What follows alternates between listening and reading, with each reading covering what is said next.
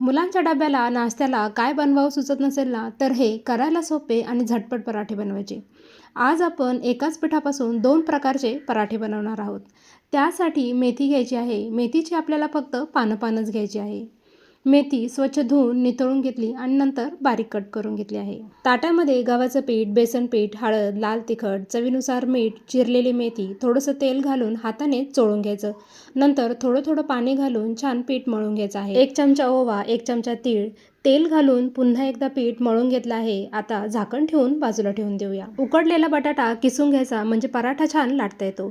यामध्ये आता हळद, लाल तिखट, जिरे पावडर, धने पावडर, चवीनुसार मीठ, चाट मसाला, कोथिंबीर घालून छान एकजीव करून घ्यायचं. पीठसुद्धा छान भिजलेलं आहे. आता पराठा लाटून घेऊया.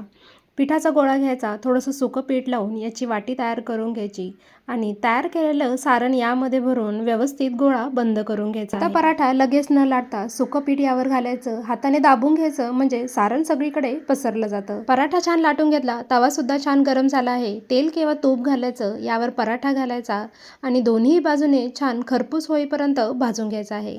आवडीप्रमाणे तूप, लोणी, बटर, तेल काहीही लावू शकता. इथे आपला छान खरपूस मेथी आलू पराठा तयार झालेला आहे. याला काढून घेऊया आणि दुसरा पराठा करूया.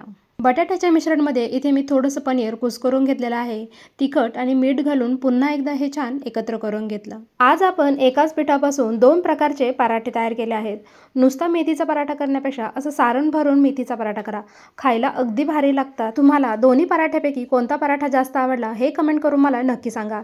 इथे आपला दुसरा मेथी आलू पनीर पराठा सुद्धा तयार झाला आहे. दोन्ही पराठे एकदम छान झाले आहे. त्यामुळे नक्की बनवा आणि कसे झाले हे मला कळवा.